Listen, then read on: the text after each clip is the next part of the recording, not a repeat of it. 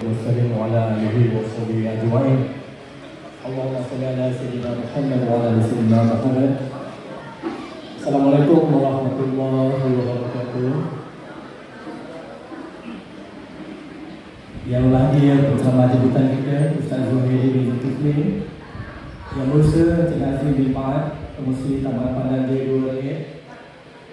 2, Yang Hati YB Haji On bin Abu Bakar, Ahli Parlimen Daerah Batu Pahat, Imam-Imam Masjid Baitur Rahman Kampung Sungai Kembang Langit, Imam-Imam Surah Nurul Hidayah Kampung Sungai Julang Tambak Langit, Barisan Penggerak Majlis Sambutan Ahli Rasul Taman Pandan Jaya 2, penduduk-penduduk Taman Pandan Jaya 2 serta muslimin muslimat sedang hadirin dan bertakwa sekalian.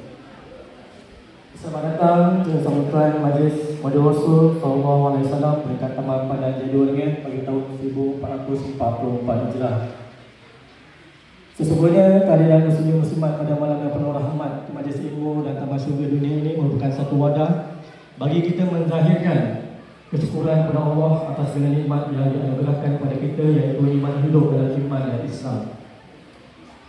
Hadirin sekalian, bagi memberkati majlis kita pada malam ini dan sebagai tanda bukti kecintaan kita kepada junjungan Agung Rasulullah SAW, yang kita rayakan pada malam ini adalah kita sama-sama mendengar alunan ayat Al-Quran dari surah Al-Ahzab, yang mana bacaan ini akan dilontarkan oleh Tuan Haji Mustafa bin Umar, dan seterusnya kita akan mengalunkan selawat bersama-sama Tuan Haji Mustafa serta diiringi oleh Tuan Haji Hodi bin Haji Ridwan serta Tuan Haji Naim bin Yusuf. Majlis dengan sehormatnya disilakan. Assalamualaikum warahmatullahi wabarakatuh.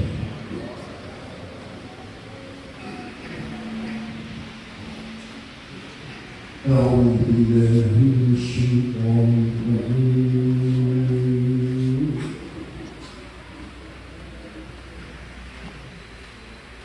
Bismillahirrahmanirrahim.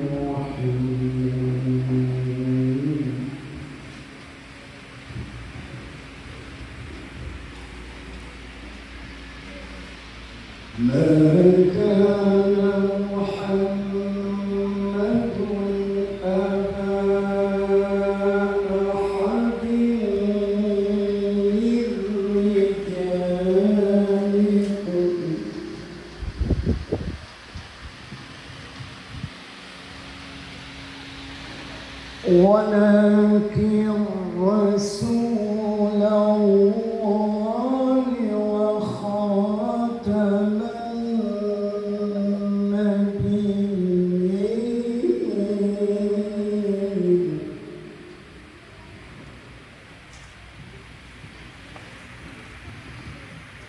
وكان الله بكل شيء عليم.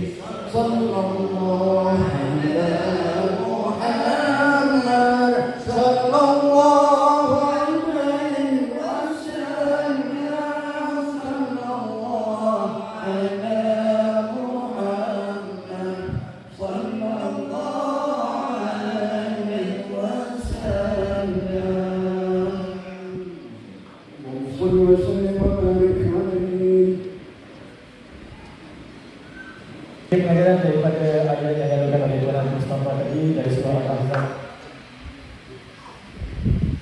Islam adalah agama yang lengkap, undang-undang dan adab-adab yang diajar oleh Rasulullah SAW mencakupi seluruh aspek kehidupan manusia. Seharusnya bagi setiap Muslim untuk belajar mengenal perundangan dan adab-adab ini seterusnya melaksanakan dalam kehidupan individu dan masyarakat.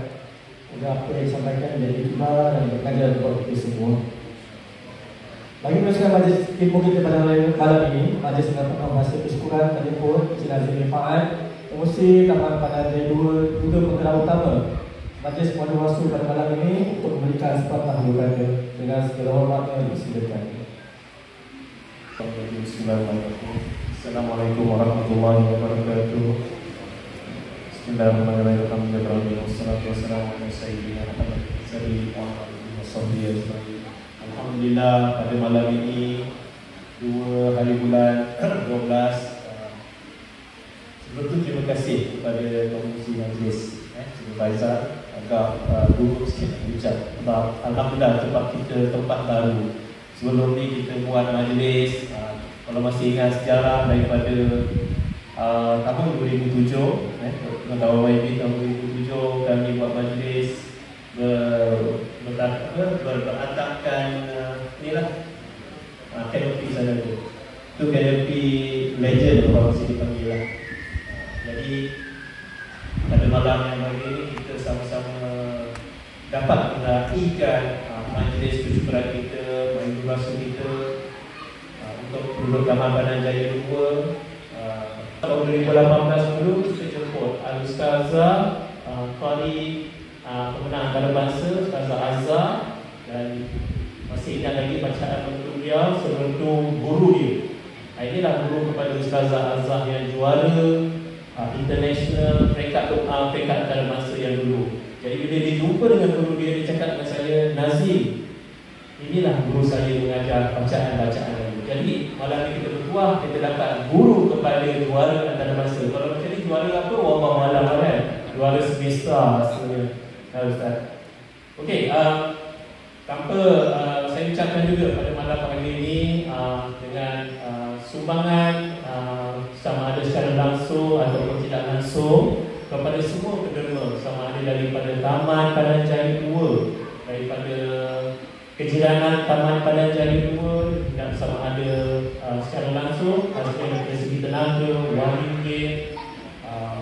Kami saya mewakili untuk mohon maaf sekiranya ada kekurangan dalam penyediaan makanan, dalam penyediaan ni pasti yang masuk tangan lebih jauh sekali.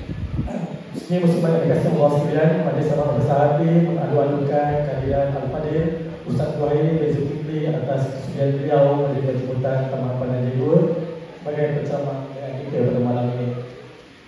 Muslimin muslimat sekalian, seterusnya izinkan majlis membawakan taklif ringkas bagi memperkenalkan penceramah kita pada malam ini. Untuk makluman hadirin, Ustaz Zuhairi bin Zulkifli berasal daripada Peluang Johor dan menetap di Kampung Manong, Air Hitam. Telah pun berkahwin dan memiliki 6 orang cahaya mata.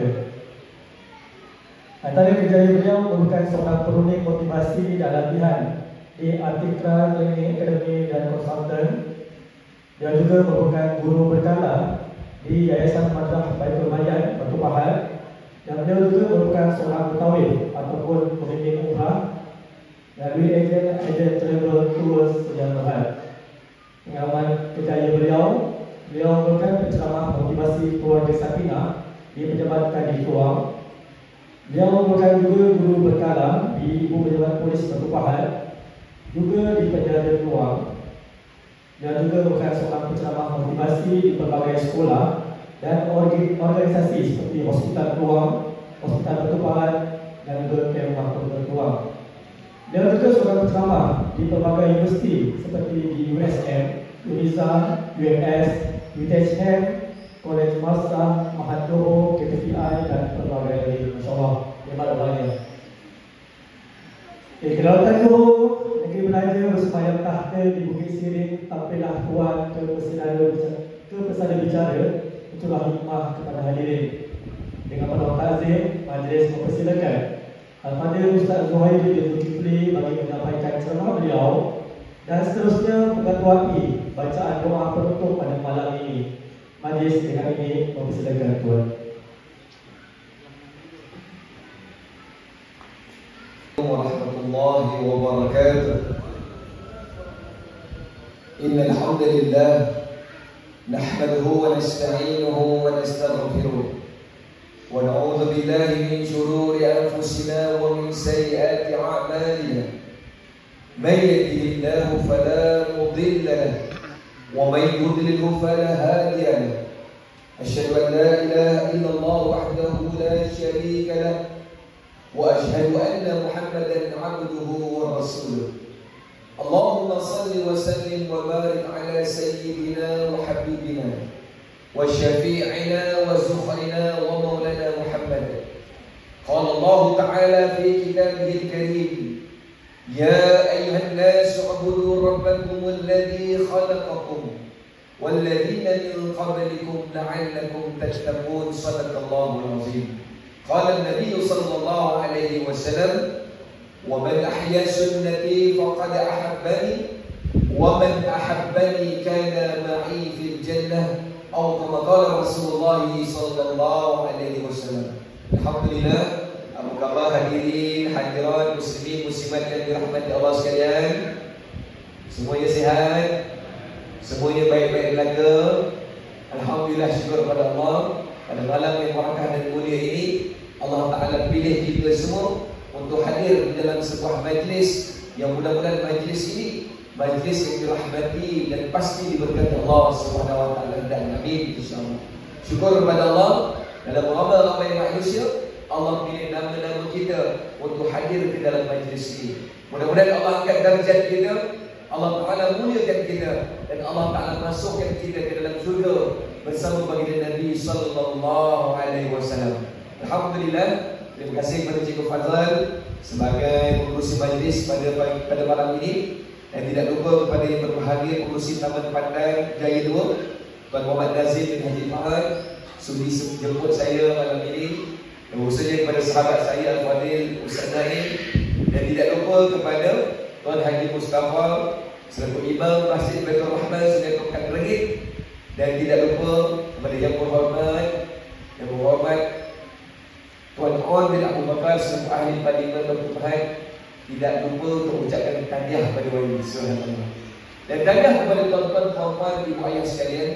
Mudah-mudahan apa yang kita zahirkan pada malam ini menjadi bukti bahawa kita cinta rindu dan Nabi kepada Nabi sallallahu alaihi wasallam. Kita lihat, saya baru saja balik daripada Mekah. Saya bawa jemaah umrah ke Mekah ke Madinah. InsyaAllah WD 14-12 saya terbang lagi. Setiap 2 bulan saya terbang untuk bawa jemaah. Saya terfikir kadang-kadang, kenapa kita sanggup keluarkan duit ribuan ringgit, 8,000, 9,000, 10,000 untuk pergi ke Mekah Madinah. Sedangkan kalau kita lihat, kita pergi ke Madinah Al-Munawwarah, di sana tak ada lagi Nabi SAW. Yang ada cuma makam kubur baginda Nabi SAW. Kita pergi ke Madinah Al-Munawwarah, kita tak dapat nak bersalam dengan Rasulullah. Kita tak dapat nak tengok wajah Rasulullah. Kita masih tak mampu untuk duduk bersila di hadapan Rasulullah. Tapi kenapa kita semua ada keinginan untuk pergi ke sana?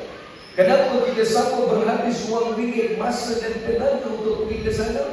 Wallahi, lihat bagaimana ketika kita melalui makam Rasulullah sallallahu alaihi wasallam, apa yang kita hanya mampu buat, kita hanya mampu salat di dalam raudhah, kita hanya mampu lalu di hadapan makam, kita hanya mampu melambai tangan dan mengucap Assalamualaikum ya Rasulullah, Assalamualaikum ya Nabi Allah, Assalamualaikum ya Habibullah. Ada tak tangan Nabi keluar dari makam? Tak ada. Ada tak kepala Nabi keluar dari makam? Tak ada. Tapi kenapa kita sanggup pergi ke sana, tuan-tuan? Kenapa kita korbankan duit, masa dan tenaga untuk pergi sana, tuan-tuan, ibu ayah? Satu je jawapannya. Sebab kita semua di dalam jauh lubuk hati kita, kita sayang, rindu pada Nabi sallallahu alaihi wasallam. Meski kita tak pernah jumpa Nabi, kita tak pernah tengok wajah Nabi, kita kenal Nabi melalui Al-Quran, kita kenal Rasulullah melalui hadis-hadis yang baginda tinggalkan. Tetapi begitu dalam cinta kita pada Rasulullah, begitu jauhnya rindu sayang kita pada Rasulullah, kita zahirkan. Begitu juga bila kita laksanakan Maulatul Rasul di negeri Johor, tak payah tunggu Rabiul Awal ni lagi. Rabiul Awal, Rabiul Akhir, Jamadil Awal, Jamadil Akhir. Rasanya sampai Ramadan nanti ada jemputan Maulid Rasul. Kalau program sekolah, saya pun ceramah ke sekolah-sekolah, jabatan universiti. Kadang-kadang jemputan Maulid Rasul bulan 3 tahun depan. Saya tanya, ini program apa? Ustaz, Maulid Rasul. Saya kata Maulid Rasul dah masuk tahun baru. Tak apa Ustaz, belasah haji jalan, dia kata. Wallahi, bila orang tanya saya, Ustaz, wajib tak Maulid Rasul? Wajib tak berhabis macam ni? Buat makan minum, tanya kepada barisan-barisan di belakang tabir yang sedang korbankan masa, tepuk tangan sikit untuk sahabat-sahabat Islam. Subhanallah. Yang korban masa, tenaga masak, rewang, tombang lepuan, kambing, subhanallah. Kalau kita kat Mekah, yang semua tombang unta tadi.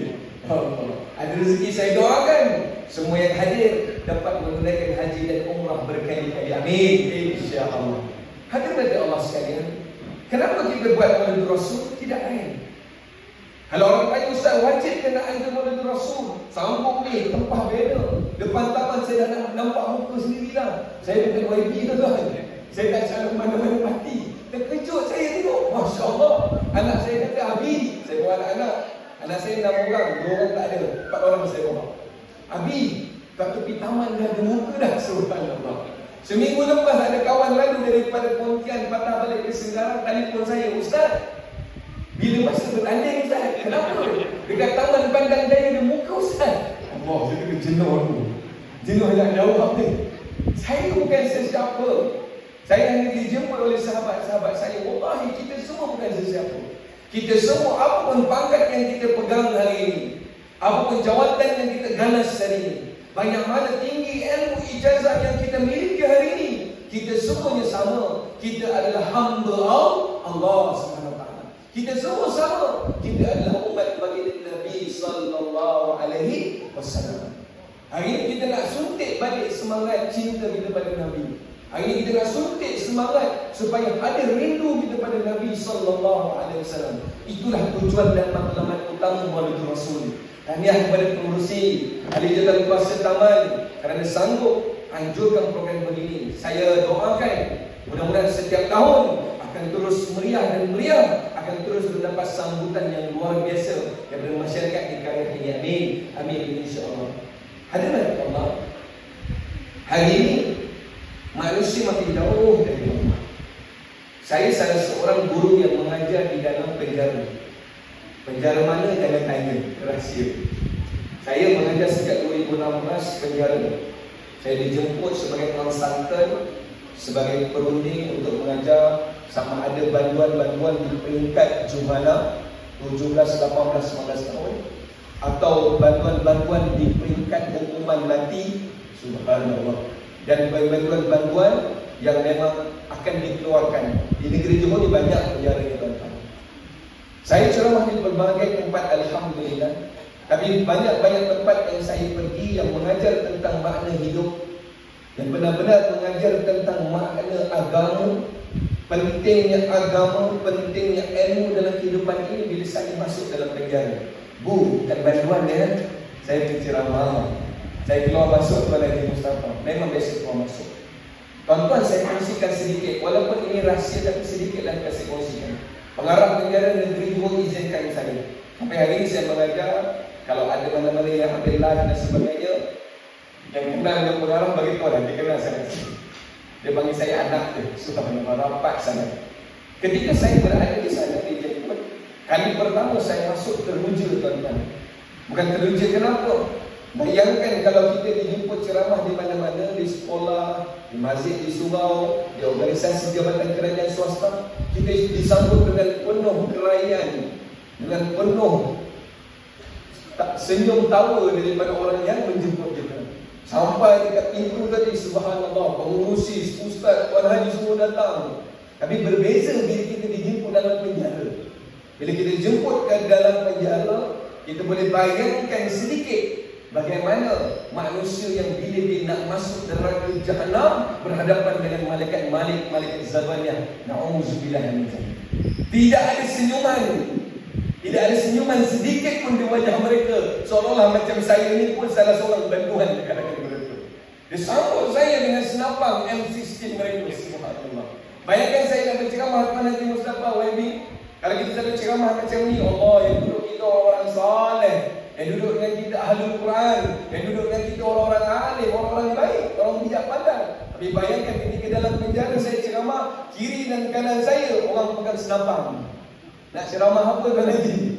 Tak boleh bawa masuk sebarang alat bantu mengajar, hanya diri kita saja di dalam penjara. Saya kongsikan supaya kita dapat faham, sebagaimana pengurusi sebutkan sebentar tadi, tidak ada apa yang membakaskan kita, tidak ada apa yang membezakan kita, kerana kita semua memiliki satu kalimah yang sama, iaitu la ilaha illallah Muhammad Rasulullah. Tidak ada satu benda pun yang boleh menyatu padukan kita melainkan agama Allah Subhanahu wa taala. Fa in tanaza'tum fi syai'in farudduhu ila Allah wa Rasul. Balik pada Allah dan Rasul, insya-Allah kita akan bersatu, kita akan berpadu, kita akan bersama-sama untuk membangunkan umat ini menjadi umat yang dekat dengan Allah, umat yang mencintai Nabi sallallahu alaihi wasallam. Amin, insya-Allah. Kali pertama saya masuk, saya teruja mengurusi Ustaz. Kalau tuan-tuan dekat sini, kat sini semua anak baik-baik. Kalau adalah masalah-masalah di media sosial, kalau ada anak-anak yang masalah, beritahu saya. Kumpulkan mereka, kita bawa masuk penjara sama-sama. Nak tengok takut tak takut, nak tengok hebat tak hebat, cuba masuk. Wallahi, saya berhadapan dengan mereka tak ramai. Tapi di tempat itu paling kurang seramai 2,800 orang. Tak ramai. Yang sedihnya Tuan Haji, daripada 2,800 penghuni itu 90% anak Islam dan Indonesia. Bila saya masuk dalam penjara, saya teruja. Saya dapati bantuan-bantuan ini mereka memakai baju uniform yang berbeza-beza warna mereka. Dan ketika saya lihat satu persatu, ada 4 uniform mereka. Yang pertama saya lihat ada ramai pakai uniform baju warna putih. Atas putih, bawah pun putih, baju seluarnya. Bila saya tanya dengan pengarah penjara di Johor waktu itu, Datuk, yang pakai baju putih ni siapa? Dia kata, Ustaz, yang pakai uniform putih ni prasekolah Ustaz, baru masuk. Dia kata, prasekolah baru masuk, kita nikah Ustaz, baru 6-7 bulan masuk. Kesalahan berbagai Ustaz. Okey, saya tanya lagi, ada sebilangan besar lah daripada ribuan itu, saya nampak pakai uniform hijau atas, hijau bawah. Saya tanya yang hijau ni siapa? Datuk pengarah. Dia kata, Ustaz, yang hijau ni dia dah tingkatan 6 Ustaz, dah lama dalam hidup ni. Ni senior Ustaz, senior. Macam Tuan Haji Mustafa kata, wajah dia senior, suaranya Masya Allah muda lagi. Subhanallah. Dan saya tengok ada sebilangan, tak ramai tapi ada. Dan mereka ni dikawal ketat. Mereka ini memakai uniform berwarna merah keorangan atas dan bawah. Bila saya tanya pengarah yang baju merah orang ni siapa? Dia senyum kat saya. Dia kata, Ustaz, jangan tanya. Jangan tanya. Kenapa? Yang pakai uniform merah atas bawah ni Ustaz, sebahagian mereka dah ada tarikh mati Ustaz. Subhanallah. Jangan tanya Ustaz, sebahagian mereka dah ada tarikh mati. Saya terdiam sekejap. Tapi dalam kalangan mereka bantuan-bantuan ini, tuan-tuan ibu ayah sekalian, ini poin saya nak bawakan. Ini isi yang saya nak bawakan. Saya lihat di kalangan mereka ada satu lagi kumpulan pakai uniform, pakai baju berwarna biru atas dan biru di bawahnya. Baju biru seluruh berwarna biru. Mereka ini kebanyakannya duduk di hadapan saya tanpa sebarang kabir, tanpa sebarang sekatan. Dengan bantuan kita tak boleh sentuh, kita tak boleh bersalaman. Dengan bantuan kita kena ada jarak antara mereka. Kali pertama saya masuk gerun, wajah mereka semuanya kepala botak-botak belaka. Bayangkan torehan, bekas torehan muka daripada bibir sebelah kanan pusing sampai tengkuk sebelah kiri. Muka menurunkan tatu sebelah kanan harimau, sebelah kiri burung garuda semua. Kita tengok pun kita takut, tak berani bertentangan mata. Tapi sampai hari ini saya masih lagi keluar masuk dalam penjara. Alhamdulillah, mereka seperti sahabat. Ada mereka yang dapat pengampunan dan keluar dari penjara, mereka jumpa, cari kita untuk jumpa kita, minta pandangan kita dan sebagainya.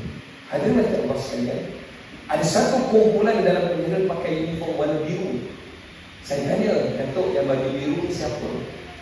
Dia kata, Ustaz, yang baju biru ni istimewa Ustaz. Istimewa. Istimewa macam mana? Ramai saya tengok dekat 30% baju uniform biru atas dan bawah. Kemudian saya tanya, kenapa istimewa Datuk? Pengarah dia kata, Ustaz, dalam kalangan bantuan ini yang pakai uniform biru atas dan bawah istimewa. Mereka ni Ustaz, yang pakai uniform biru ini, mereka ni Ustaz dah hafal Quran 17 juzuk hingga 30 juzuk Al-Quran Ustaz. Sebab saya 17 hingga 30 juzuk Al-Quran Ustaz. Saya terdiamkan. Saya minta izin dengan pengarah lepas program. Saya kata minta izin nak jumpa kumpulan yang baju biru ni. Dia kata boleh Ustaz, tapi kena ada escort, berhati-hati. Dia kata, yolah kita ceramah 2-3 jam kan, mana tahu ada dalam ceramah kita tu menyentuh hati mereka, yang membuatkan mereka terasa kecil hati. Tak, kita datang dekat dia tak ada belasahnya kita. Dan kita bersedia datang jumpa dia. Kita datang jumpa dia. Kali pertama saya salam ketua mereka, kalangan yang pakai baju biru. Saya salam mereka, saya tanya, sebelum kalian masuk penjara, kalian dah memang hafal Quran ke? Sebelum kalian masuk penjara, memang kalian dah memang duduk madrasah tahfiz ke? Sebelum kalian masuk penjara, kalian memang dah mengaji Quran ke? Wallahi, semua sebut pada saya, Ustaz, sebelum kami masuk penjara, kami tak pernah buka Al-Quran. Sebelum kami masuk penjara, Ustaz, kami tak pernah sujud kepada Allah Subhanahu. Sebelum kami masuk penjara, Ustaz, kami tak pernah kenal masjid dan surah. Allah. Tapi kenapa boleh hafal Quran, tuan-tuan? Macam mana boleh hafal sampai 30 juzuk, 20 juzuk, 17 juzuk paling kurang? Nak beritahu pada kita, nak beritahu pada tuan-tuan puan-puan, itulah yang dibawakan oleh baginda Nabi sallallahu alaihi wasallam. Nabi tidak tinggalkan harta pada kita. Nabi tidak tinggalkan wang, permata, emas pada kita.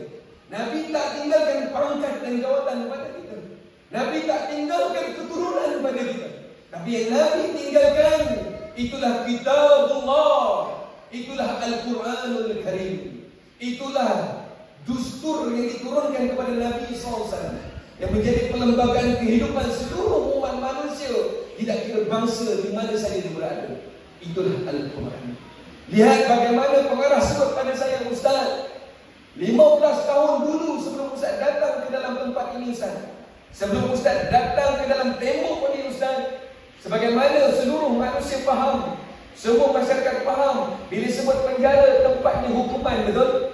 Bila sebut penjara tempatnya adalah untuk pembalasan, betul? Tempat diberikan kekerasan pada mereka, betul? Itu yang kita faham. Ya Ustaz, betul. Dulu Ustaz, penjara ini orang faham sebagai apa, Ustaz? Sebagai neraka Jahannam, Ustaz. Tapi alhamdulillah, bila kita mula faham makna agama, bila kita mula faham makna tarbiyah, ketika kita ubah, Ustaz, sistem dalam penjara, ketika kita berikan mereka hukuman, berikan mereka pembalasan, berikan mereka kekerasan, saya lihat orang yang keluar masuk penjara, Ustaz, kadar pengulangan orang yang keluar dan masuk penjara 70%, Ustaz. 70%. Mereka keluar penjara, mereka buat salah yang sama, masuk balik penjara. Mereka keluar lagi penjara, buat salah yang sama, masuk lagi. Mereka anggap penjara macam hotel, check out, check in, tuan-tuan. Tak berubah. Tapi bila kita faham, Ustaz, bila kita bawa masuk ustaz-ustaz, kita bawa program Asma'ul Husna, kita bawa program Ratib Al-Atas, kita bawa program-program Salawat Rasulullah, kita bawa program-program Al-Quran, kita bawa program-program kuliah tarbiyah. Alhamdulillah, Ustaz, 10 tahun kebelakangan ini, daripada 70% yang keluar masuk, Ustaz, turun kepada 25%. Apa yang kita faham, tuan-tuan? Pentingnya proses tarbiyah. Sebab itu pengajuran malam ini bukan sekadar untuk niat kita makan kambing, tuan-tuan. Bukan sekadar untuk kita makan, Masya Allah, stew kambing malam ini sedap, tuan-tuan. Saya rasa kita tak boleh bangun tadi, tuan-tuan. Bukan itu. Tema teladan Maulid Rasul, kita nak ingat, nak kenang semula pengorbanan yang Rasulullah bawa, perjuangan yang Rasulullah laksanakan untuk pastikan Tidak ada satu orang pun umat dia yang gagal masuk surga Allah SWT. Idzan la arda wa wahidun min ummati finnar. Aku tak reda wahai Tuhanku. Aku tak reda wahai Allah kalau ada seorang pun umat aku yang masuk neraka jahanam. Itu perjuangan Nabi SAW. Dan inilah perjuangan yang kita teruskan hari ini. Mudah-mudahan apa yang kita buat hari ini Allah ganti dengan pahala yang berlipat kali ganda semua. Amin ya Allah. Mudah-mudahan Allah letakkan kedudukan yang paling terpuji untuk kita semua dan keturunan kita. Amin ya Allah. Saudara tuan-tuan, dalam waktu masa ini saya nak ajak tuan-tuan sebelum kita pergi lebih jauh untuk menjejak kisah Rasulullah sedikit sebanyak dalam pertemuan yang ringkas ini. Saya ajak tuan-tuan kita berselawat tafrijah sama-sama, boleh? Tuan-tuan ikut saya berselawat dengan penghayatan. Kenapa Ustaz selawat? Salah satu cara untuk kita zahirkan cinta pada Nabi, selawat atas Nabi SAW. Tuan-tuan duduk, tuan-tuan hayati selawat ini. Mudah-mudahan meresap masuk dalam dada kita, mudah-mudahan meresap masuk dalam denyut nadi kita, dan menjadikan zuriat keturunan kita manusia yang mencintai baginda Nabi sallallahu alaihi wasallam. Allahumma salli wa sallim wa barik alaihi wa ala alihi. Boleh semua sekali? Allahumma salli salatan kamilatan wa sallim salaman tamman ala sayyidina Muhammadin alladhi tanhallu bil uqadu wa tanfariju bil qurabu wa tuqda bil hawaiju wa tulanu bil ghaibu wa husnul khawatimi wa yustasqal qamahu biwajhil karim wa ala alihi wa sahbihi fi kulli lamhatin wa nafasin bi'adadi kulli ma'alum billah. Allahumma salli wa sallim wa barik alaihi. Mudah-mudahan dengan selawat ini sebagaimana yang Nabi sebutkan, man shalla alayya salatan wahidatan sallallahu alaihi biha asyara. Barang siapa yang berselawat ke atas diriku sebanyak satu kali selawat, siapa yang menyebut selawat sebanyak sekali pada diri Muhammad sallallahu alaihi wasallam, Allah akan berselawat kembali untuk dirinya 10 kali ganda. Sayyidina Ubay bin Ka'ab bertanya, ya Rasulullah, bagaimanakah bentuk selawat Allah pada kami? Apakah sama macam kami selawat pada engkau ya Rasulullah? Apakah bentuknya sama macam kami selawat pada engkau ya Rasulullah? Nabi kata, tidak ya Ubay. Ubay ini sahabat Nabi. Dia ini kutabul wahyu, penulis Al-Quran. Dialah yang merakamkan Al-Quran. Sayyidina Ubay bin Ka'ab. Dia kata, ya Rasulullah, apa yang kami dapat dengan selawat ini wahai Rasulullah?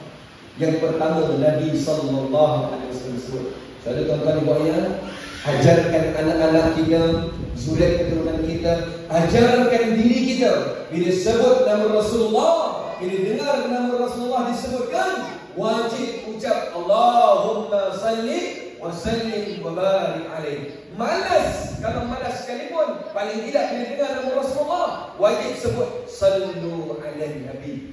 Apa yang Nabi kata? Yang pertama, apa maksud selawat Allah 10 pada diri kita? Yang pertama, wa khattaz anhu ashrun khati'atik. Dengan satu selawat kita ucap pada Rasulullah, Allah gugurkan, Allah ampunkan 10 dosa kita. Subhanallah. Siapa dekat sini tuan-tuan? Siapa di sini hadirin hadirat yang tak pernah buat dosa? Angkat tangan. Oh, Ustaz angkat tangan Ustaz. Siapa yang tak pernah buat dosa ibu? Semua betul. Wahai yang bercakap di sini juga pasti pernah buat dosa, betul? Kullu bani Adam khata'un. Setiap anak Adam pasti pernah buat dosa. Wa khairul khata'in. Dan sebaik-baik orang yang buat dosa tawwabun adalah orang yang sentiasa bertaubat kepada Allah. Dan salah satu bentuk taubat kepada Allah adalah dengan memperbanyakkan selawat ke atas Nabi sallallahu alaihi wasallam. Satu selawat Allah gugurkan 10 dosa. Bayangkan tadi kita selawat, berapa banyak kita selawat, berapa banyak kita puji Nabi, berapa banyak dosa yang Allah ampuni. Allah. Kenapa Ustaz? Sebab tak ada siapa pun tahu bila, di mana dia akan dipanggil oleh Allah. Tak ada siapa pun tahu bila dan di mana dia akan dipanggil oleh Allah SWT. Persoalannya, apakah kita dah bersedia ketika kita dipanggil oleh Allah? Wallahu. Tapi kita diajar oleh Rasulullah, mohon kepada Allah, Allahumma khtim lana bihusnil wa la takhtim alaina bisu'in. Minta Allah, minta. Sebab itu bila Ubay bin Ka'ab tanya, ya Rasulullah, apakah sekadar itu? Sahabat ini dia tamak, tuan-tuan. Sahabat Rasulullah ini dia tamak, dia tak macam kita. Kalau kita dah dengar satu fadilat, okeylah tu, cukup dah tu. Dan baca Al-Quran, satu huruf 10 pahala, okeylah tu. Bila dia dah faham satu ayat, satu huruf 1 pahala, dia balik rumah, dia buka Quran, dia baca Nun. Okey, 10. Sadaqallahu azim. Betul tuan Haji? Sebab kita berpahala dengan pahala kita, kita berpahala dengan kebaikan kita. Tapi para sahabat tidak begitu. Bila Nabi kata satu selawat, Allah gugurkan 10 dosa. Ubay bin Ka'ab tanya lagi, apa lagi ya Rasulullah? Apakah sekadar itu? Tidak, wahai Ubay. Tapi wahai Ubay bin Ka'ab, ketika engkau menyebutkan satu selawat ke atas diriku, wahai Ubay, yang kedua Allah berikan wa rufi'at lahu 10 darajat. Dengan satu selawat itu juga wahai Rasulullah, wahai Ubay bin Ka'ab, Allah naikkan 10 darjat kedudukan. Selain itu tuan-tuan, ibu ayah, saya biasa dengan program keluarga sakinah di hospital, di kamp hospital dan sebagainya, ITV, polis dan sebagainya. Saya selalu sebut, kehidupan hari ini penuh dengan cabaran dan fitnah. Betul? Kehidupan hari ini penuh dengan tekanan. Kehidupan hari ini penuh dengan ujian. Hari ini semua orang kalau lepas saya ceramah balik jumpa saya, Ustaz, saya tertekan, saya stres, saya depression Ustaz. Biasa tak? Saya kata tak ada jalan keluar, tidak ada penyelesaian melainkan balik pada Allah. Cara itu macam mana Ustaz nak balik pada Allah? Banyakkan selawat ke atas Nabi sallallahu alaihi wasallam. Tuan-tuan, ini yang ditunjukkan oleh para sahabat. Mereka tunjukkan pada kita macam mana untuk kita tunjukkan sayang pada Nabi. Kalau Rasulullah tidak dihadiri hidupnya dengan para sahabat, kita tak tahu bagaimana kita ini umat yang tak pernah jumpa Nabi, yang tak pernah tengok Nabi, macam mana kita nak zahirkan sayang pada Nabi. Tapi kita bersyukur kerana Allah hantarkan para sahabat. Allah hantarkan manusia-manusia seramai mi'at arba'a wa arba'un alfin, 144,000 para sahabat mengelilingi kehidupan Rasulullah. Mereka tunjukkan macam mana cara untuk cinta, cara untuk rindu pada Nabi sallallahu alaihi wasallam. Sayyidina Sauban bin Hujdan, tuan-tuan pernah dengar atau tidak, Allah.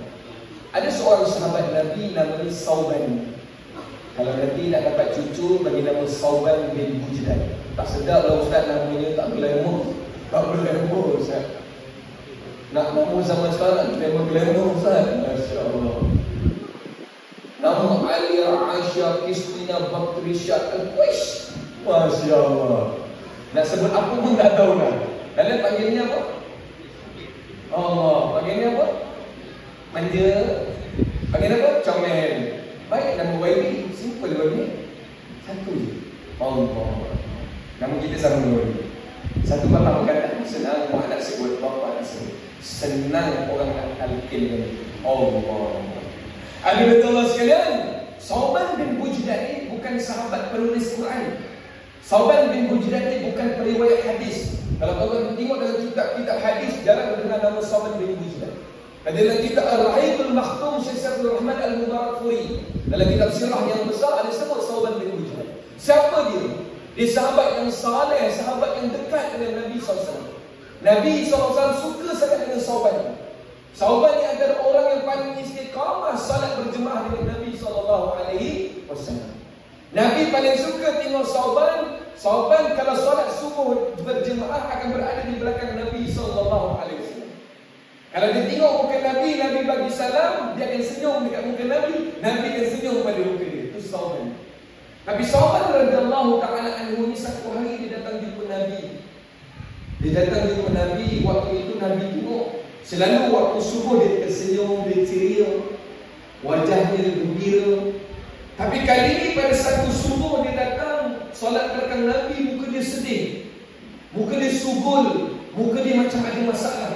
Dia tak senyum tengok Nabi, Nabi senyum tengok dia, dia tak senyum tengok Nabi. Macam ada masalah, beban dalam hati. Lepas dia solat subuh berjemaah dengan Nabi, dia nak bangun beredar, Nabi panggil, ya Sauban, ta'al, sini Sauban. Rasulullah tanya, wahai Sauban bin Bujlan, kenapa dengan kau hari ini? Kenapa wajah kau tak macam selalu? Kenapa kau wajah kau sedih, subur, macam ada masalah Sauban? Wahai Sauban, kau sakit ke? Tunduk, dia diam. Wahai Sauban, kau ada masalah kewangan ke? Dia tunduk, dia diam. Wahai Sauban, kau ada masalah dengan isteri dan anak-anak ke? Dia tunduk, dia diam. Siapa Sauban? Sauban adalah orang yang pernah berkhidmat, menjadi khadim, menjadi khadam pembantu Nabi SAW. Ketika Nabi bebaskan Sauban, Nabi kahwinkan Sauban, dia tak nak berpisah dengan Nabi, dia tetap ikut Nabi SAW. Satu hari subuh itu wajah dia sedih, wajah dia subul, wajah dia tak gembira tengok Nabi. Siapa di atas dunia ini yang tidak senyum bila tengok wajah Rasulullah? Siapa di atas muka bumi ini yang tak gembira tengok wajah Rasulullah? Betul? Kita sendiri duduk depan makam, tak tengok muka Nabi pun kita tersenyum, betul? Walaupun mengalir air mata, kita senyum tengok makam Nabi, betul? Inilah manusia sempurna yang Allah hantarkan, manusia istimewa yang Allah utuskan, yang tidak ada tolok tandingnya, yang tidak ada mampu mengatasi kemuliaan, keagungan, kecantikan bagi Nabi SAW. Tapi pada subuh itu Sauban muka sedih, subul, ada masalah. Lalu bila Nabi tanya, kau sakit? Tidak. Engkau ada masalah kewangan? Tidak, ya Rasulullah. Engkau ada masalah keluarga? Tidak, ya Rasulullah. Aku sihat, anak-anak aku, isteri aku sihat. Makan minum di rumah cukup, ya Rasulullah, semua cukup. Tapi wahai Rasulullah, 3-4 hari ini, ya Rasulullah, aku tak boleh tidur malam. 3-4 hari ini aku tak boleh tidur malam, aku tak boleh lena, ya Rasulullah. 3-4 hari ini juga, ya Rasulullah, aku tak lalu tak makan. Kenapa wahai Sauban? Cerita. Wahai Rasulullah sallallahu alaihi wasallam, 3 hari 4 hari ini aku terfikir, dalam benak fikiran aku, wahai Rasulullah, aku berfikir, kalau di dunia aku boleh duduk di belakang kau, Rasulullah. Kalau di dunia aku boleh salat di sisi kau, ya Rasulullah. Kalau di dunia aku boleh tengok wajah kau, ya Rasulullah. Tapi aku terfikir, ya Rasulullah, bayangkan satu hari nanti kalau aku mati, ya Rasulullah, ataupun engkau pergi dulu mendahului aku, ya Rasulullah. Aku terfikir ketika di alam barzah nanti, apakah aku akan dapat lihat lagi wajah kau, wahai Rasulullah? Ini cinta, teman-teman. Apakah nanti kalau masuk syurga, kedudukan kau paling tinggi, ya Rasulullah, kedudukan kau paling mulia, maqaman mahmuda, maqaman manzila, maqaman khaira. Tapi di mana kedudukan aku, ya Rasulullah? Pasti aku rindu, pasti aku akan kecewa, ya Rasulullah, kerana aku tidak mampu lagi melihat wajah mulia kau, wahai Nabi sallallahu alaihi wasallam. Allah. Masih nampak dah dulu. Masih nampak dah rasa takut tak jumpa. Kita ni rasa-rasa dapat jumpa Nabi dah. Mudah-mudahan semua sekali amin, ya Allah. Macam mana nak jumpa Nabi? Faqad ahabbani kana ma'i fil jannah. Zahirkan sayang kita pada Nabi, zahirkan cinta kita pada Nabi SAW. Kalau kita kenal hari ini pemain bola Cristiano Ronaldo, kalau kita kenal Messi, kita main apa? Argentina. Kita kenal nama-nama hebat dalam pemain bola. Tapi sepatutnya kita kena kenal siapa Muhammad sallallahu alaihi wasallam. Kita kena kenal siapa manusia yang paling terbaik yang Allah hantarkan di atas muka bumi ini Nabi SAW. Ketika Nabi dengar Sauban sebut begitu, ketika Sauban kata, ya Rasulullah, aku takut kalau aku tak dapat jumpa engkau lagi wahai Nabi. Aku takut aku tak dapat lihat wajah kau lagi wahai Nabi sallallahu alaihi wasallam. Nabi nangis dan rupa-rupanya itulah subuh terakhir. Itulah subuh terakhir di salat belakang Nabi, dan itulah salat terakhir dan bicara terakhir dengan Nabi sallallahu alaihi wasallam. Ketika dia dipanggil Rasulullah tengok wajahnya. Rasulullah tidak ada jawapan melainkan sebuah jawapan datang dari Allah. Wa ma yantiqu 'anil hawa in huwa illa wahyu yuha. Nabi tak akan berbicara melainkan apa yang telah diwahyukan oleh Allah SWT. Ketika Nabi dengar sahabat sebut rintihan tersebut, sahabat zahirkan cinta dan rindu tersebut, Nabi terdiam. Nabi tak ada jawapan. Tapi ketika itu serta-merta Allah Ta'ala turunkan Jibril AS. Allah suruh Jibril jawab apa yang disebut oleh sahabat. Allah hantar Jibril jumpa Rasulullah, bawakan sepotong ayat dalam surah An-Nisa ayat 69 menjawab cinta, rindu Sauban ibn Bujdan kepada Nabi sallallahu alaihi wasallam. Ketika Nabi terbeliak mata, menangis Nabi. Nabi kata, wahai Sauban, sebentar tadi Jibril turun di sebelahku. Jibril membawakan sepotong ayat membenarkan cinta engkau pada aku wahai Sauban. Allah sebut apa tuan-tuan? Wa may yuti'illah war rasul, wa may yuti'illah war rasul, fa ulaika ma'al ladina an'ama Allahu 'alaihim minan nabiyyin was-siddiqin wasyuhada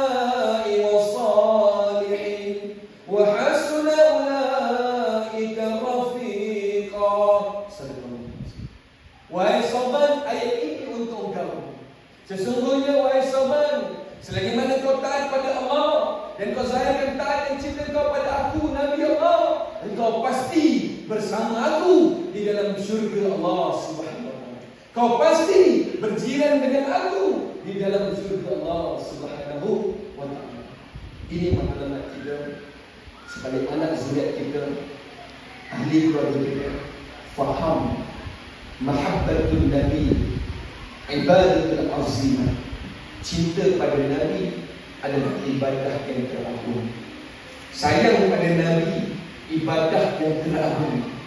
Sebab itu ketika Umar Al-Khattab pernah sebut pada Nabi, tuan kenal Umar ke? Siapa Umar Al-Khattab? Tingginya 8 kaki tuan. Dalam kitab sirah Hayatul Sahabah sebut Umar Al-Khattab kalau dia naik atas kuda, kaki dia melampai sampai padang pasir. Umar Al-Khattab tak pernah lepas daripada pedang dia. Siapa buat salah dengan dia, pilihan hanya dua, mati atau cacat semua hidup. Itu Umar Al-Khattab. Siapa Umar Al-Khattab? Dipanggil Abu Hafs, bapa singa. Siapa Umar Al-Khattab? Diberi Al-Faruq gelarannya, orang yang mampu membezakan antara yang hak dan yang batil. Umar Al-Khattab, orang yang paling benci Rasulullah, orang yang paling menghina Rasulullah, orang yang telah membutakan hamba dia sendiri kerana hambanya Sayyidatina Zinirah beriman pada Rasulullah. Diambilnya 2 batang besi, dibakarkan api pada besi itu, ditancapkan kedua belah mata hambanya sendiri. Zinirah radhiyallahu anha, anak saya yang nombor 6 namanya Zinirah. Ketika dia beriman, pernah satu hari disebut pada Nabi, ya Rasulullah, aku cinta pada engkau ya Rasulullah. Aku cinta engkau ya Rasulullah setelah aku cinta diri aku. Tuan-tuan, perkataan Umar ni tak salah. Kita cinta orang lain setelah kita mencintai diri kita, betul? Sayang mana pun Tuan Haji Mustafa pada bininya, mesti sayang diri dulu, betul? Sayang mana YB pada bininya, mesti sayang diri dia dulu, betul? Sayang mana saya dengan bini saya, tetap saya sayang diri saya dulu, betul? Tak percaya atau tidak? Bayangkan, bahkan dengan mak ayah pun kita dahulukan diri kita dulu, betul? Apa yang Nabi sebut tak salah. Bayangkan kalau kita tengok arwah bapa mak kita meninggal, ada tak perkataan kita sebut, ayah mak jangan mati, kalau nak mati tukar nyawa dengan saya, ada tak? Ada tak bini dengan suami buat macam tu? Lagi-lagi suami dengan isteri dia tak?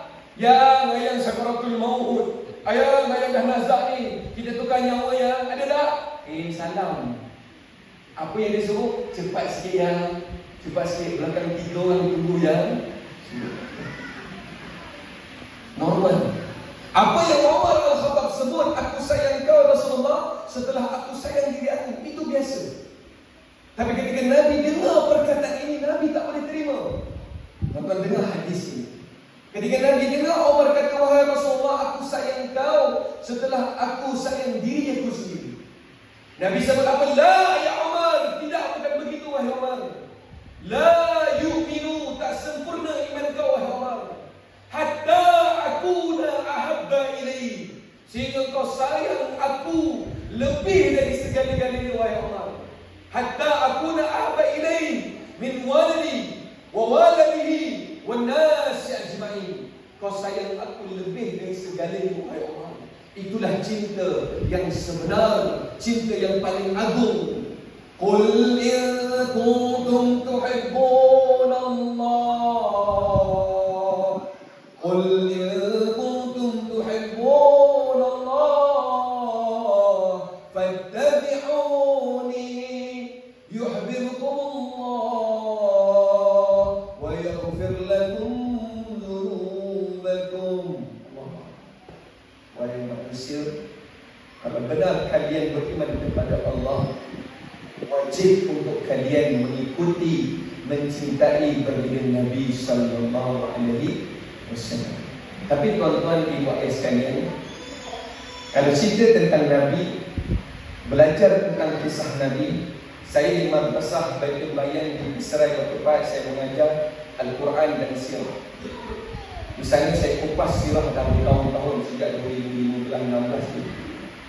Ketika kita lihat, kalau kita nak belajar tentang kehidupan Nabi pada sudut ibadah saja takkan mampu. Kalau hari ini kita nak kupas bab ibadah Nabi, takkan mampu. Kalau kita kata, Ustaz, saya nak ikut Nabi pada ibadah Nabi, takkan mampu. Huzaifah Al-Yamani kata apa? Satu hari aku pernah ikut solat malam Nabi SAW. Aku nak tengok macam mana Nabi qiyam, Nabi rukuk, Nabi sujud, supaya aku dapat sampaikan pada sahabat yang lain. Siapa Huzaifah Al-Yamani? Sahabat penyimpan rahsia Rasulullah SAW. Ketika Huzaifah kata, pada tengah malam itu aku solat di belakang Nabi, aku lihat Nabi mengangkat takbir yang sangat sempurna. Nabi membaca doa iftitah, Nabi meneruskan dengan surah Al-Fatihah. Ketika sampai di ujung surah Al-Fatihah, aku tunggu. Ghairil maghdubi alaihim waladdallin. Amin. Aku tunggu surah apa Nabi nak baca dalam tengah malam yang hening. Nabi meneruskan pada rakaat pertama, Alif Lam Mim, Dzalikal kitabu la raiba fihi, hudan lil muttaqin. Nabi membaca surah Al-Baqarah. Aku tunggu pada rakaat pertama surah Baqarah Nabi baca sampai pada ayat yang ke-108. Aku sangkakan Nabi rukuk, tapi Nabi tak rukuk. Rakaat yang pertama Nabi habiskan surah Al-Baqarah 286 ayat. Bahkan boleh cuba besok masjid ya. Saya imam tarawih di beberapa tempat. Kadang-kadang saja dekat masjid Jumaat. Hari pertama malam Ramadan, orang jemput saya jadi imam musi. Saya cuba rakaat pertama tarawih, saya baca 1 buku surat. Alhamdulillah, rakaat kedua 1 muka surat. Rakaat ketiga 1 muka surat. Saya cuba. Di ujung habis ceramah, habis solat, kan ada murid, orang-orang tua kita murid. Habis murid semua jemaah datang ke sana. Pengurusi datang, gosok peha saya. Dia gosok belakang saya. Salam saya, dia kan nak salam sampul, tak ada pula sampul. Tak apalah, salam saya. Dia kata, Ustaz, suatu sedap. Jemaah seronok Ustaz. Tapi Ustaz, besok Ustaz datang lagi kan? Datang insyaAllah. Tapi kalau besok Ustaz datang, buat separuh muka surat boleh Ustaz. Jemaah tak larat Ustaz ke? Hari esok tuan. Tapi saya baca perlahan sikit. Qulna bidu minha jami'a. Saya tak usah jemaah tuan. Jadi jangan panggil saya jemaah terawih ya. Jangan panggil. Saya tak usah. Soalnya kita bila masuk Ramadan kan semangat betul. Yang tak pernah bangun malam pun bangun malam. Yang jarang puasa pun puasa sungguh-sungguh. Yang tak pernah istighfar kalau bersahur solo. Jadi kita dijemput, kita pun nak tunjuk lah. Kita pun nak bagi motivasi. Hari kedua Pak Separah muka surat. Masa Mori datang lagi pengusi Ustaz. Dia gosok lagi kuat. Dia kata Ustaz, cuma suka. Tapi Ustaz besok datang, tolong Ustaz bagi 4 dia kata. Alhamdulillah, sampai hari ini saya bagi 4 semuanya. Kita tak mampu tuan-tuan nak ikut ibadah Nabi. Huzaifah kata sampai ayat 286 surah Al-Baqarah, aku sangka Rasulullah rukuk. Tak. Rasulullah sambung 200 ayat Ali Imran. Aku kat belakang menggigil berdiri, Huzaifah kata. Aku sangka lepas 286 Al-Baqarah sambung 200 ayat Ali Imran, aku ingat Rasulullah rukuk. Tak. Rasulullah sambung lagi surah An-Nisa separuh ayat. Allah. Aku hitung, aku kira pada malam itu, Huzaifah kata, hadis ini dalam Bukhari dan Muslim. Aku hitung dan kira pada malam itu aku solat belakang Nabi. Solat malam Nabi, tahajud Nabi 1 rakaat 5 juzuk 4 muka surat. Tuan-tuan besok boleh terima? InsyaAllah, confirm masih kosong. Yang baca qul huwallahu inna a'tayna pun satu baris dia tak penuh. Bayangkan. Tapi insya-Allah betul, tak mustahil betul. Kalau dengan bacaan qari kita subhanallah, dengan bacaan merdu Tuan Haji Mustafa, Tuan Haji. Lepas ni tak nak isiburan. Isiburan nak belajar Tuan Haji. Amin insya-Allah. Dia lepas ni solat saya panjang sikit lagi lah. Insya-Allah. Alhamdulillah. Tuan-tuan ibadah Nabi tak mampu kita. Kita tak akan mampu kejar ibadah Nabi. Bayangkan Aisyah radhiyallahu taala anha kata apa? Ketika satu malam giliran Rasulullah bersama aku. Nabi kan ketika berkahwin dengan Aisyah bermadu 10 orang betul? Yang tak sempat bermadu hanya Khadijah radhiyallahu anha saja. Ketika Aisyah kata pada malam itu giliran Rasulullah bersama aku di rumah aku. Mana rumah Nabi dengan Aisyah? Itulah makam Nabi sallallahu alaihi wasallam, itulah rumah Nabi dan Aisyah. Sebelah Raudhah itulah rumah Aisyah bersama Nabi sallallahu. Pada satu malam itu aku tidur. Di tengah malam aku mencari-cari di mana Rasulullah kalau ada baring sebelah aku. Ternyata aku cari-cari Nabi tak ada sebelah aku. Betapa kecilnya rumah kami ketika aku meraba-raba di tengah kegelapan malam, aku tersentuh kaki Nabi sallallahu alaihi wasallam. Dan ketika aku berjaga, aku lihat ketika itu Nabi sedang sujud pada waktu malam. Allah. Ketika aku duduk sebelah Nabi, aku tengok Nabi sujud. Begitu lama, begitu panjangnya sujud Rasulullah. Aku tak tahan daripada aku baring sehingga aku duduk, aku bersila sebelah Rasulullah. Panjangnya sujud Nabi SAW sehingga aku tak tahan, aku cubit paha Nabi SAW. Lama tunggu aku cubit paha Nabi SAW. Tuan-tuan, ibu-ibu, kita pun kena cubit juga kan? Suami kena cubit juga, bukan sebab tahajud lama, tak bangun terkejut-kejut. Saya. Bukan sebab tahajud panjang, tapi bangun tak kejut-kejut tu kena cubit dengan bini tu. Ketika Aisyah cubit, Nabi bangun, Nabi baca tahiyat. Nabi bagi salam, Nabi tengok Aisyah, Nabi kata, ya Aisyah, kenapa cubit? Sakit. Nabi manusia. Ala basyarum mithlukum yuha. Nabi manusia yang diberikan utusan, yang dijadikan utusan, diberikan wahyu oleh Allah. Ketika Nabi kata, wahai Aisyah, kenapa cubit? Sakit. Lalu Aisyah kata, ya Rasulullah, wahai kekasih Allah, wahai suamiku, aku cubit engkau sebentar tadi sebab aku tunggu engkau sujud begitu lama, wahai Rasulullah. Sehingga kan aku sangka engkau dah mati, wahai Rasulullah sallallahu alaihi wasallam. Panjang di sujud Nabi. Kita baru buat program solat hajat dekat sekolah daerah. Sujud baru baca la ilaha illallah subhanahu wa ta'ala 40 kali. Belakang nak komplain bila la ilaha nak naik. Bila la ilaha nak naik tuan-tuan. Tapi lihat macam mana Nabi. Ketika Aisyah kata, ya Rasulullah, bukankah engkau ni manusia telah diampunkan oleh Allah? Bukankah engkau tak ada dosa dan beban di hadapan Allah? Kenapa begitu lama engkau berdiri untuk salat? sehingga bengkak lutut dan pecah tumitmu, ya Rasulullah. Kenapa begitu panjang kau sujud, ya Rasulullah? Kau tak ada dosa. Wa wada'na kal-wizrak alladhi anqadha dhahrak wa rafa'na laka dhikrak. Pada surah ini Allah beritahu tak ada beban lagi pada Nabi. Bahkan diangkat kedudukan Nabi. Wa rafa'na laka dhikrak. Apa maksudnya? Setiap kali nama Allah disebut, pasti akan digandingkan dengan nama Nabi SAW. Betul tak? Sampai hari ini, sampai hari kiamat. Asyhadu an la ilaha illallah. Sambungannya. Wa asyhadu anna Muhammadar Rasulullah. Berterusan sampai hari kiamat. Mulia Nabi. Tapi bila Aisyah tanya kenapa solat panjang-panjang, sujud lama-lama, wahai Rasulullah, apa Nabi jawab? Ya Aisyah, afala akunu abdan syakur. Apakah salah untuk aku jadi hamba Allah yang bersyukur? Allahumma salli wa sallim. Ibadah Nabi kita takkan mampu itu. Dalam Maulid Rasul yang sederhana ini, pada malam ini terkongsi masa yang diberikan, kita nak faham hari ini ibadah Nabi yang kita ikut hari ini, yang kita buat hari ini, mungkin tak sampai 10% sehari. Betul? Tak mampu nak mencecah bagaimana hebatnya mengejar hebatnya ibadah Nabi.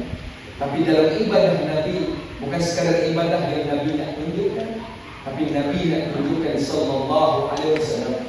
Dalam perjalanan hidup Nabi, Nabi membawa hikmah dan akhlak yang mampu diikuti oleh seluruh umat manusia. Mungkin ibadah Nabi kita tak mampu tanding, tapi ada akhlak-akhlak Nabi, peribadi-peribadi Nabi yang kita mampu ikut. Jadilah manusia yang membawa kehidupan Rasulullah. Jadilah manusia yang membawa akhlak Rasulullah. Saling memaafkan, saling meredam kemarahan dan api dendam, saling memberikan kasih sayang, saling memberikan cinta, mahabbah kepada manusia. Satukan hati kita sebagaimana Nabi satukan Muhajirin dan Ansar. Satukan jiwa-jiwa kita sebagaimana Nabi satukan Mekah dan Madinah al-Munawwarah. Satukan jiwa kita sebagaimana Nabi satukan seluruh umat di atas muka bumi ini. Walaupun berbilang bangsa kaum di berbagai tempat, kita di bawah panji La ilaha illallah Muhammad Rasulullah. Tuan-tuan dan Allah, sebagai penutup, Nabi meninggal sama tarikh Nabi wafat. Nabi wafat sama tarikh Nabi lahir. Cantik dalam fakta saya sebut 12 Rabiul Awal Isnin Nabi lahir. 12 Rabiul Awal Nabi sampai Madinah dalam hijrah pertama. Nabi meninggal Isnin Rabiul Awal 12 Rabiul Awal. Fakta yang kita pegang dalam kitab Wahidul Maktum Sirah yang paling besar.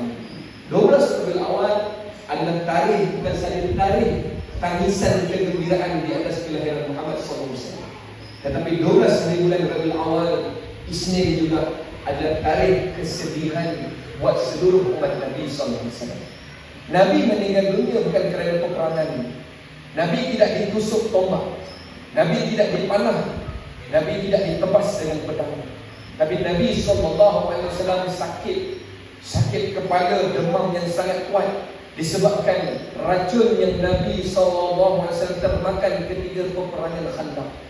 Dalam peperangan Khandaq atau riwayat lain sebut peperangan Ahzab, mengatakan bahawa Nabi termakan racun makanan yang telah diberikan oleh seorang wanita Yahudi bernama Zainab. Wanita itu tahu Nabi suka kambing, kaki kambing bahagian depan kanan. Dia masakkan gulai kambing lalu diberikan pada Nabi, dan Nabi bersama para sahabat makan kambing tersebut. Berbelas orang sahabat ketika makan kambing tersebut mati serta-merta dalam peperangan itu. Tetapi Rasulullah memiliki mukjizat.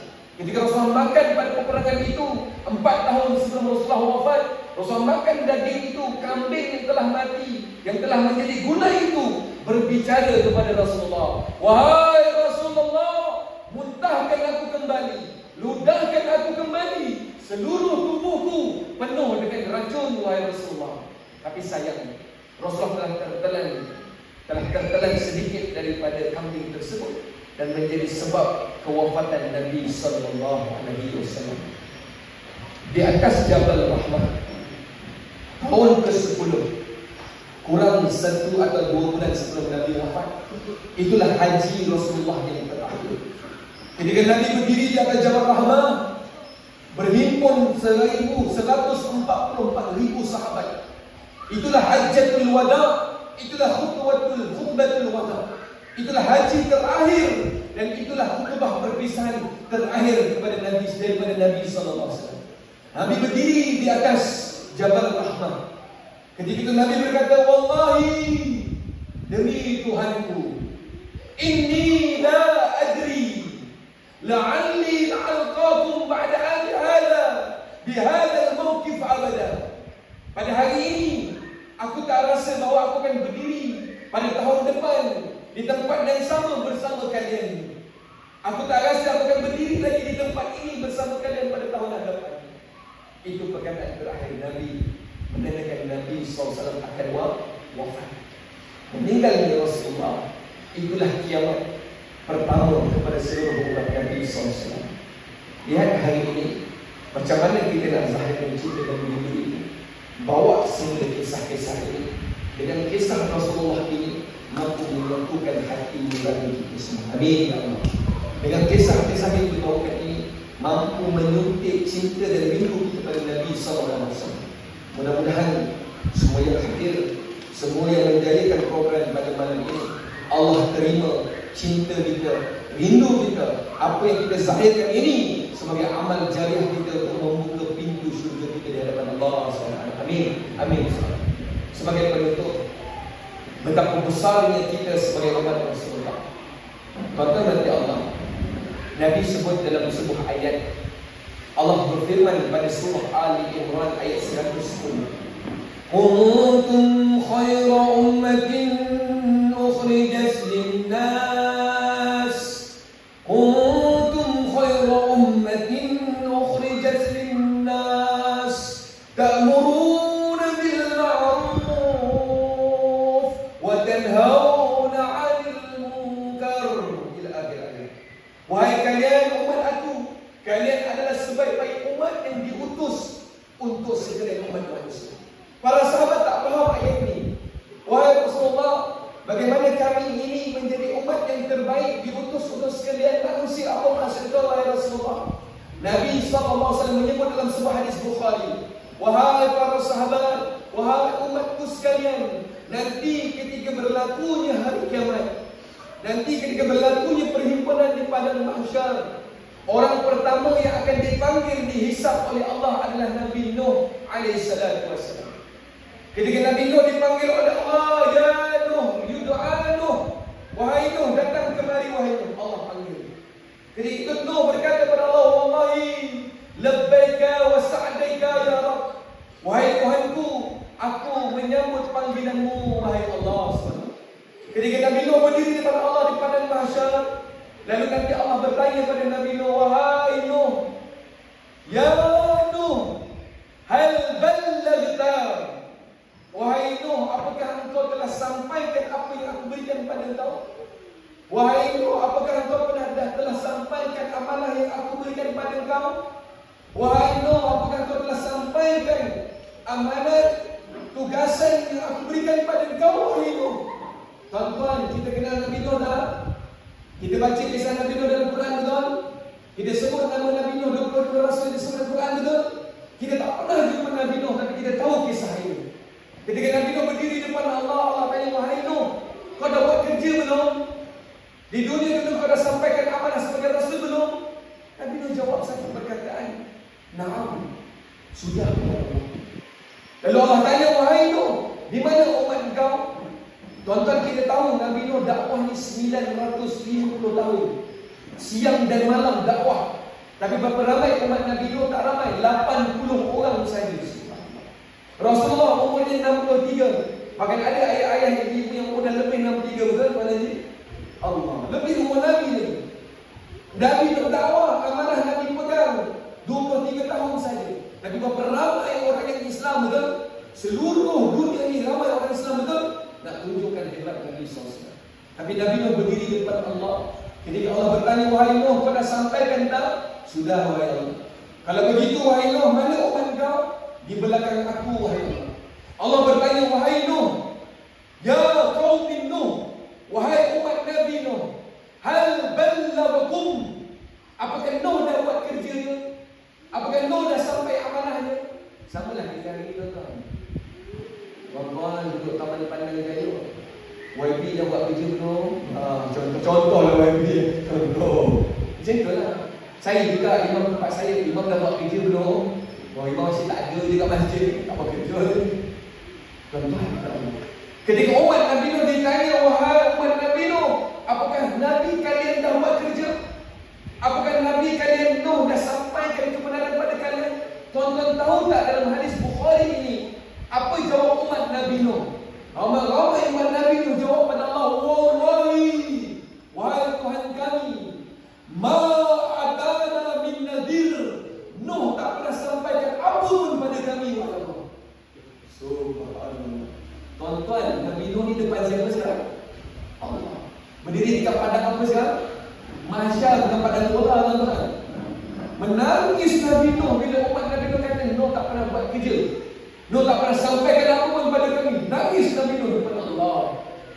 Lalu itu Allah kata, wahai Nuh, Allah tahu, tuan-tuan, Allah tahu Nabi dah buat kerja dah. Allah tahu dah Nabi Nuh dah dakwah siang dan malam dah.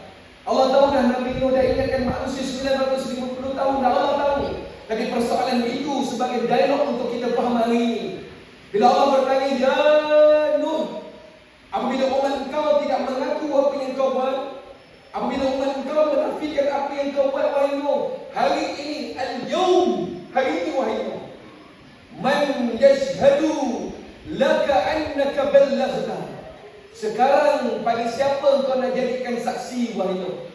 Sekarang pada siapa kau nak jadikan saksi bahawa kau dah buat kerja, wahai Nuh? Allah. Apa Nabi Nuh jawab, tuan-tuan? Nabi Nuh tengok Allah macam mana Allah. Nabi Nuh berdoa kepada dia, lalu Nabi Nuh berkata, wallahi Muhammadun wa ummatuhu. Muhammad dan umatnya akan menjadi saksi untuk aku di Allah Subhanahu. Kita tak pernah jumpa Nabi Nuh, kita tak pernah kenal dulu zaman Nabi Nuh, tapi kita menjadi saksi untuk seluruh Nabi-Nabi dan Rasul di padang mahsyar Allah Subhanahu wa ta'ala. Banggalah tuan-tuan menjadi umat Rasulullah. Syiarkan kehidupan Rasulullah, selalu nazilkan dengan selawat kepada Rasulullah. Mudah-mudahan kita diangkat kedudukan menjadi umat yang terbaik di sisi Nabi sallallahu alaihi wasallam. Sebelum kita tutup, kita beristighfar sama-sama. Moga dengan istighfar ini membuka hati kita, melunakkan jiwa kita yang keras, yang sombong, melunakkan hati kita yang penuh dengan ego dan dendam, melunakkan jiwa kita yang penuh dengan api kemarahan. Supaya dengan selawat dan istighfar ini, Allah Ta'ala jadikan hati kita sebagaimana hati baginda Nabi sallallahu alaihi wasallam. InsyaAllah tuan-tuan ikut saya sebagai penutup. Astaghfirullah Rabbal baraya, astaghfirullah minal khataya, astaghfirullah Rabbal baraya, astaghfirullah minal khataya, Rabbi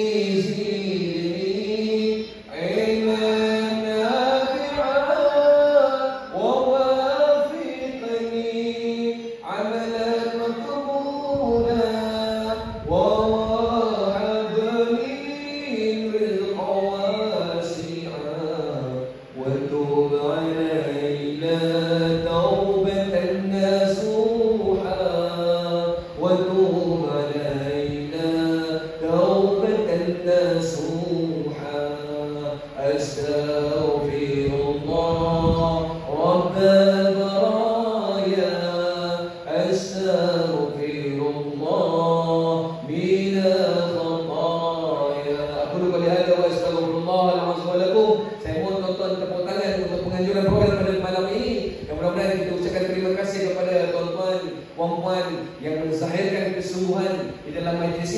Mudah-mudahan majlis ini berterusan di taman ini dan menjadi asbab hidayah kebaikan untuk seluruh penduduknya, seluruh surat keturunannya. Amin. Amin insya-Allah. Mudah-mudahan Allah pilih kita semua untuk dapat ke Baitullah Al-Haram, untuk dapat melawat baginda Nabi sallallahu alaihi wasallam. Yang baik, yang indah, yang bagus semuanya daripada Allah. Yang lemah, kekurangan, kesilapan, saya mohon maaf. Saya menyusul 10 jari.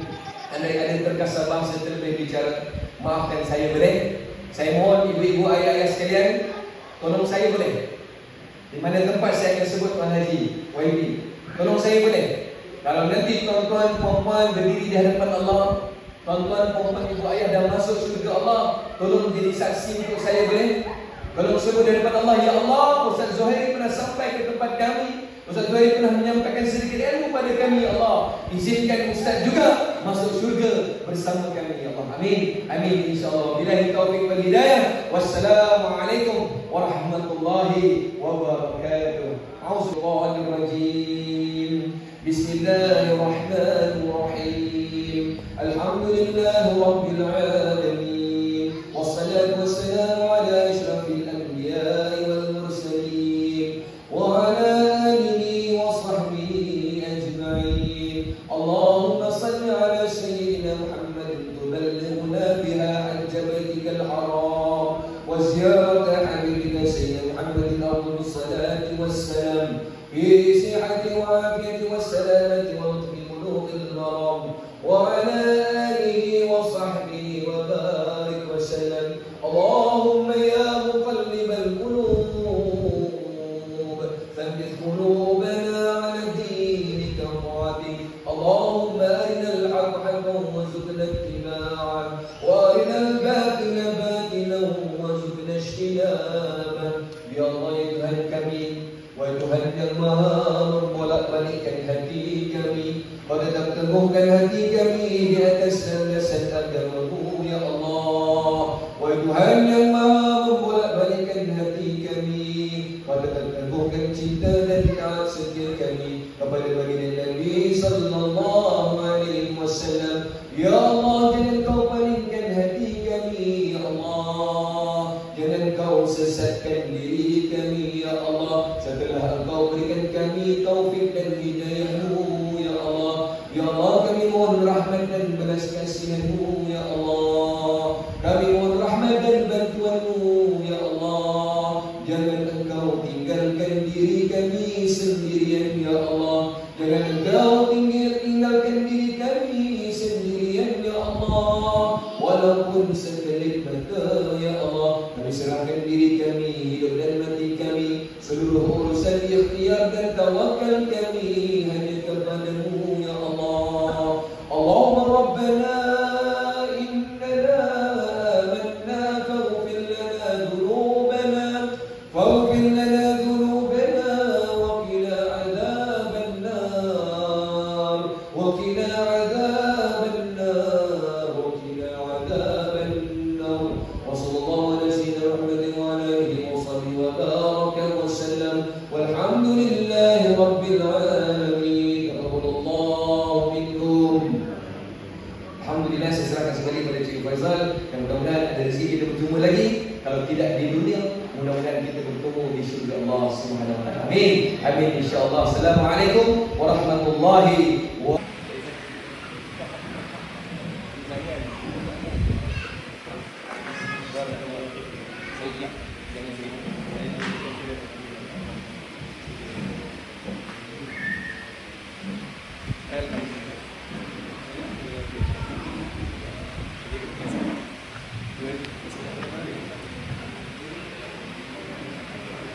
Seterusnya disilakan Tuan Mustafa dan Joma untuk memberi baca. Disilakan Tuan.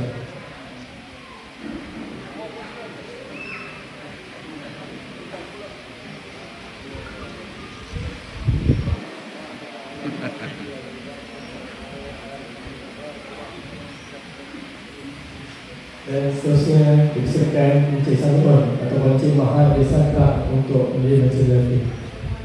Dia silakan.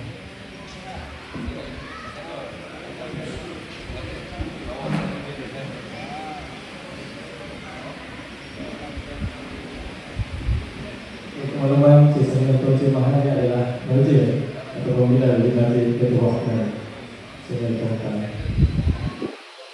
Terima kasih. Jadi dengan baiknya majlis menyampaikan ceria hobi tadi, maka baiklah majlis kita pada malam ini. Di Sementu ada sedikit pesanan daripada pihak pengurusan Taman Pandai Jaya 2. Jadi untuk makluman sidang hadirin sekalian, pihak pengurusan Taman Pandai Jaya 2 ada muka sewaan dewan bagi tujuan pelbagai majlis ataupun aktiviti. Dan kami juga ada muka sewaan undangan badminton jika ada rakan-rakan ataupun sedang hadirin yang berminat untuk badminton. Yang kami juga ada menyediakan sewaan barang pakatan hanya memerlukan kelengkapan kursi dan meja jika ada yang menyewa dewan ini untuk sesuatu majlis. Sewaan yang dikenakan adalah berpatutan. Akhirnya, mudahan dengan izinnya dapatkan kita bertemu dan bertandang ke majlis ilmu seperti ini lagi pada tahun-tahun yang akan datang, insyaAllah.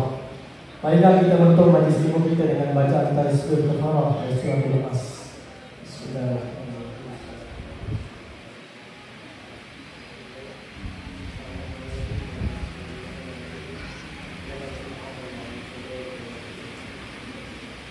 Sekian, wabillahi taufiq wal hidayah. Wassalamualaikum.